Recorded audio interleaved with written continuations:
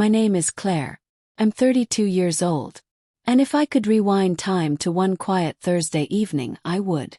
I would catch the words before they slipped out. I would hold them in my mouth and swallow the bitterness before it ever had the chance to poison everything. It wasn't a fight. There was no yelling, no slammed doors, no broken plates. Just one careless comment, a moment of thoughtlessness that unraveled 3 years of love, trust, and quiet, intentional building. If you've ever made a mistake you wish you could take back, if you've ever compared the person who loved you deeply to someone who only ever loved themselves, maybe you'll understand. Maybe you'll help me feel a little less alone in this regret. It was an ordinary Thursday. No storm clouds overhead, no wine-fueled outburst. Just the two of us in the kitchen, me sitting on the counter with my phone in hand, aimlessly scrolling, while Ryan stood by the stove stirring his famous vegetable soup. He always cooked when he needed to clear his mind. That evening, I should have known he was waiting for me to look up, to care. He glanced over, hopeful. "I just got the email," he said, smiling softly. "It's official. The promotion's in." I didn't even lift my head fully. "That's awesome," I murmured, my eyes still locked on my screen. He stirred the pot again. Slower this time. Then came the pause. "I thought you'd be a little more excited," he said. His voice gentle, but with a quiet ache beneath it. He was right. It was a big deal. That promotion was something he had fought tooth and nail for. I knew how much it meant to him. But that day, I wasn't fully present. Earlier, I'd had a conversation with my sister, one of those shallow chats that start light and leave a wound behind. She brought up my ex, Nathan. His luxury vacations. The way he whisked people away on a whim. The expensive lifestyle. The ease of it all. Nathan was all surface and charm. Flashy cars, designer watches, fancy words. But he never saw me, not really. Not like Ryan did. But instead of letting those old feelings die where they belonged, I let them fester. And in a moment of weakness I let them out, on the wrong person. I looked up at Ryan. Kind, steady, loyal Ryan. And I said, "Maybe if you were more like Nathan, you'd have gotten that promotion sooner." Silence. A silence that pressed against the walls. He didn't yell. He didn't throw the ladle or curse my name. He just froze. The warmth drained from his face like the color had been washed out of him. Slowly, he set the ladle down on the counter, turned off the stove, wiped his hands on a towel, like he was trying to scrub my words from his skin. Then he walked out of the kitchen. Panic set in.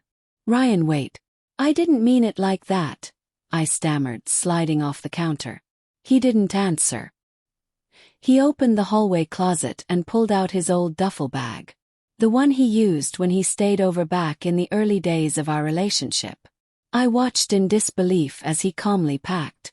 Few shirts, charger, pair of sneakers. "You meant it, Claire," he said quietly. "And that's okay. I get it now." "No, I was upset. It came out wrong," I said, my voice cracking. He didn't look at me. He just zipped the bag closed.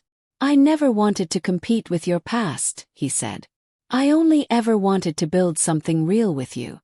But I can't keep giving everything to someone who's still measuring me against a man who never gave her what she needed." He walked to the front door, turned the knob, and left. Just like that. No slam door. Just a gentle click that echoed through the stillness. I stood frozen, staring at the door, certain he'd come back. Maybe after a walk. Maybe tomorrow morning. But the next day came. And he didn't. Day turned into 2. Then a week. His coat was gone.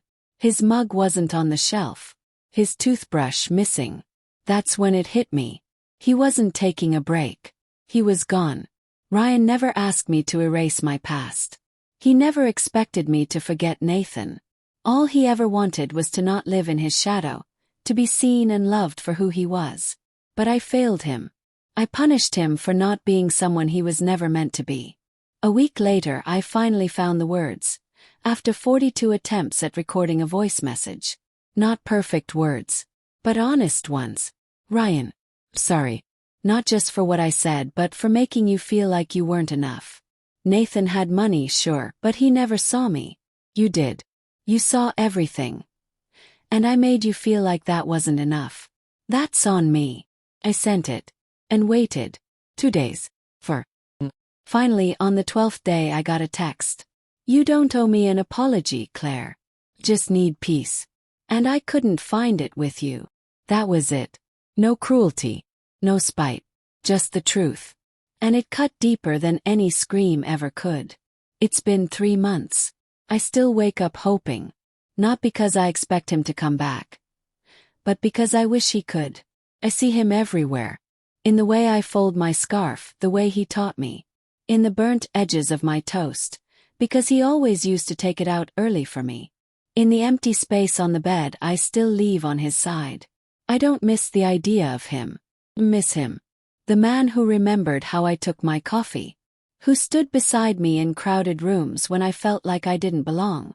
Who built me furniture on Saturdays and kissed my forehead without needing a reason. I lost him because I couldn't let go of a man who never deserved to stay in my heart in the first place. If you're reading this, if you're with someone who chooses you every day, who shows up in the quiet, unglamorous moments, don't let them feel like they're in second place. Don't wait until they're gone to realize they were always the better choice. Sometimes the door doesn't close because of anger. Sometimes it closes because someone finally chose self-respect. And when it closes for that reason, it rarely opens again.